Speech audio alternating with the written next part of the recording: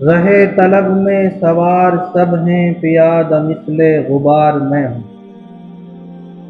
رہے طلب میں سوار سب ہیں، پیادہ مثل غبار میں ہوں۔ تیرے گلستاں میں گل تو سب ہے، بس ایک اگر ہے تو خار میں ہوں۔ مجھے بھی کچھ فکر آخرت ہو، بہت ہی غفلت شعار میں ہوں۔ پڑا رہا میں بیکار زندگی بھر، اب تو مشغول کار میں ہوں۔ جو کچھ مانگنا ہے خدا ہی سے مانگ اے اکبر، جو کچھ مانگنا ہے خدا ہی سے مانگ اے اکبر، یہ وہ در ہے جہاں آبرو نہیں جاتی۔ معزز و مکرم برادران عزیز، انسان کوئی فرشتہ نہیں کہ ان سے کوئی گناہ سرزد نہ ہو۔ بہت ساری نیکیاں انسان سے ایسی ہو جاتی ہیں جس کا اس کو پتہ بھی نہیں چلتا۔ گھر کے اندر کھانے پینے کے سامان رکھے ہوتے ہیں اور حشرات الارض، زمین کے کیڑے مکوڑے ان کھانے پینے کی چیزوں میں سے کھا جاتے ہیں، اللہ تعالیٰ اس پر بھی ثواب عطا فرماتا ہے۔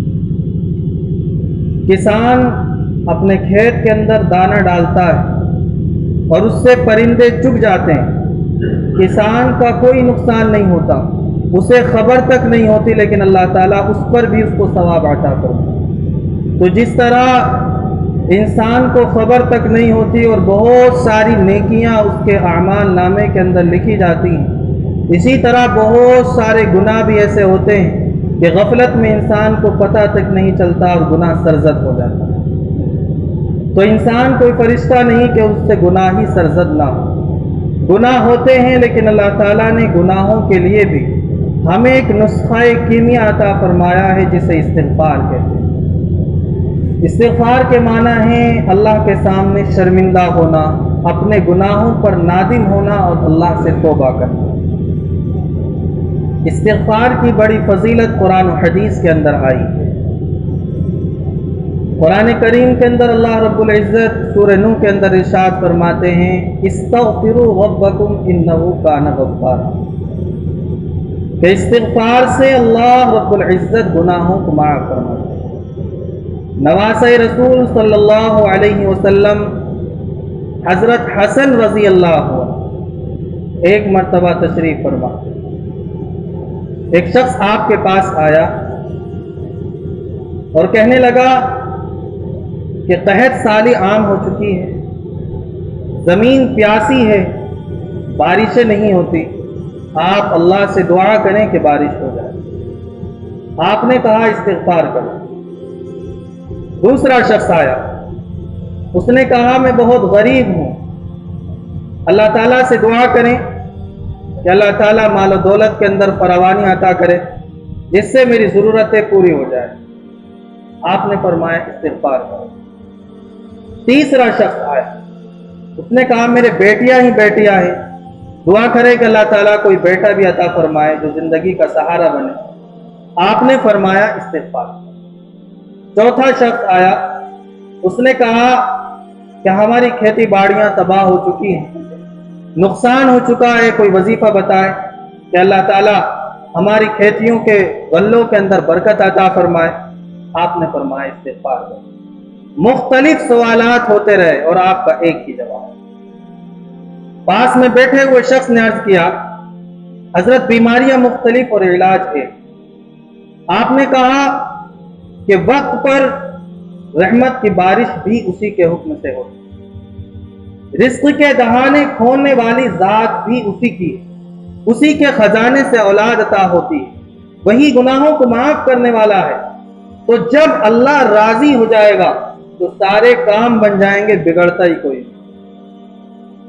اور یہ بات میں اپنی طرف سے نہیں بلکہ قرآن کریم میں اللہ تعالیٰ نے اس کی ہمیں تعلیم دی، اور سورہ نوح کے اندر اللہ تعالیٰ ارشاد فرماتے ہیں استغفروا ربکم انہ کان غفارا، میرے بندوں سے آپ کہو کہ جو استغفار کرتے میں ان کے گناہوں کو معاف کرتا ہوں۔ یرسل السماء علیکم مدرارا، اور ان سے کہو کہ میں وقت پر رحمت کی بارشیں برساتا۔ وَيُمْدِدْكُمْ بِأَمْوَالٍ، ان سے کہو کہ نیک اولاد بیٹے عطا فرماتا۔ وَبَنِينَ، اللہ تعالیٰ مال کے ذریعے اولاد کے ذریعے مضبوط فرماتے۔ وَيَجْعَلْ لَكُمْ جَنَّاتٍ، پھل پھول غلے عطا فرماتے، دنیا کا ماحول خوشگوار ہوتا ہے۔ وَيَجْعَلْ لَكُمْ جَنَّاتٍ وَيَجْعَلْ لَكُمْ أَنْهَارًا، اور اللہ تعالیٰ پینے کے لیے صاف و شفاف پانی عطا فرماتے۔ تو زندگی کی جو ضروریات اہم ہیں، مال و دولت، بیوی بچے، اولاد، خزانہ، رہنے سہنے کے گھر بار، اللہ تعالیٰ استغفار کی برکت سے ان تمام ضرورتوں کو پورا فرماتے ہیں۔ اس لیے میں نے مختلف بیماریوں کا ایک ہی علاج تجویز فرمایا کہ استغفار کرو۔ استغفار کی برکت سے اللہ تعالیٰ آنے والے عذاب کو ختم فرماتے ہیں۔ سورہ انفال آیت نمبر 33 کے اندر اللہ فرماتے ہیں مَا كَانَ اللَّهُ مُعَذِّبَهُمْ وَهُمْ يَسْتَغْفِرُونَ، استغفار کرنے والے ہوں اور اللہ تعالیٰ ان پر عذاب نازل فرمائے، ایسا نہیں ہو سکتا۔ استغفار کی برکت سے اللہ تعالیٰ آنے والے عذاب کو بھی ختم فرما دیا گیا۔ استغفار کی ایک برکت یہ کہ استغفار سے انسان مستجاب الدعوات بنتا ہے۔ مستجاب الدعوات اس شخص کو کہتے ہیں جس کی ہر جائز دعا قبول، جب بھی وہ اللہ کے سامنے ہاتھ اٹھائے اس کے واپس ہونے سے پہلے قدرت کے فیصلے ہو جائیں، اس شخص کو مستجاب الدعوات کہتے ہیں۔ یہ دنیا کے اندر بہت کم انسانوں کو نصیب ہوتا ہے۔ استغفار کی برکت سے اللہ تعالیٰ مستجاب الدعوات بناتا ہے۔ استغفار ہے کیا؟ استغفار مختلف زبان میں اللہ سے اپنے گناہوں کی معافی مانگنا، جیسا کہ ہم اردو زبان میں کہیں کہ اللہ ہمارے گناہوں کو معاف فرما، دوسرے انداز میں کہیں کہ اللہ ہمارے صغیرہ چھوٹے بڑے گناہوں کو معاف فرما، تیسرے انداز میں کہ اللہ تعالیٰ دن کے اجالوں میں، رات کی تاریکیوں میں، جانے انجانے میں جو بھی گناہ ہو گئے معاف فرما۔ مقصد سب کا ایک ہے کہ اللہ تعالیٰ ہمارے گناہوں کو معاف فرما۔ اسی طرح عربی زبان کے اندر بھی مختلف انداز سے استغفار کرتے ہیں۔ استغفر اللہ، اللہ ہمارے گناہوں کو معاف فرما۔ استغفر اللہ ربی من کل ذنب، اللہ ہر طرح کے گناہ کو معاف فرما۔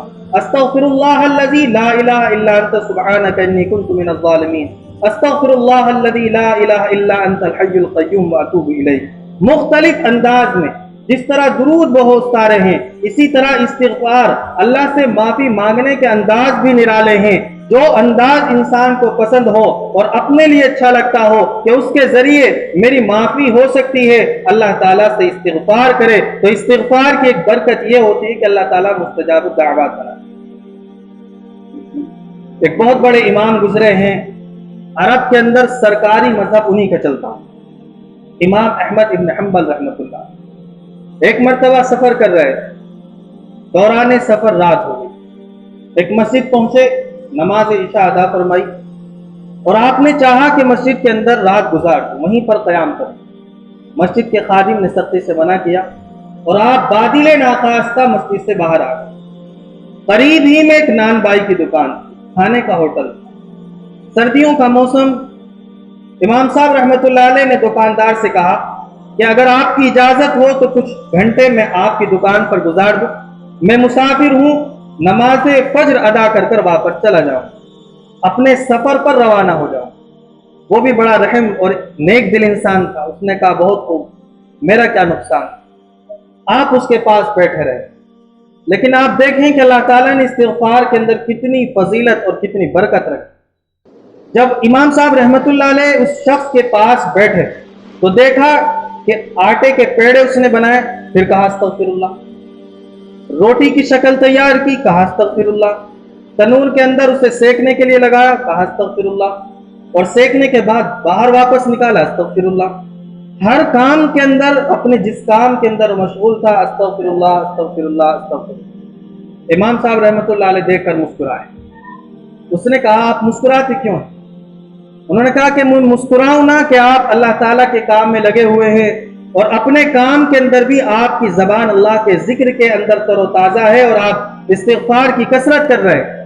تو انہوں نے کہا کہ آپ کو معلوم نہیں کہ اللہ تعالیٰ نے اس کی برکت سے مجھے اس مقام پر کھڑا فرمایا ہے کہ اللہ تعالیٰ نے مجھے مستجاب الدعوات بنا۔ میں جو بھی دعا اللہ سے کرتا ہوں اللہ تعالیٰ اسے پورا فرما دیتے ہیں۔ بس ایک دعا باقی رہ گئی ہے سنا ہے کہ ہمارے زمانے کے بہت بڑے شیخ الحدیث اور بہت بڑے محدث، اللہ کے بڑے ولی، نیک عالم ہیں، جنہیں دنیا امام احمد بن حنبل کے نام سے پکارتی۔ سوچتا ہوں کہ ان سے ملاقات ہو جائے۔ میرا کام کچھ ایسا ہے کہ اپنے کام کے اندر فرصت نہیں ملتی کہ ان کے شہر، ان کے وطن جا کر انہیں تلاش کروں۔ اس لیے اللہ سے ایک ہی تمنا باقی رہ گئی ہے کہ اس نیک عالم سے ملاقات ہو جائے۔ اس لیے اس کی بھی بڑی فضیلت حدیث شریف کے اندر موجود ہے کہ اللہ تعالیٰ بسا اوقات مغفرت کے فیصلے فرما دیا کرتے ہیں۔ سوچتا ہوں کہ ان سے ملاقات ہو جائے، بس یہ حسرت دل کی باقی۔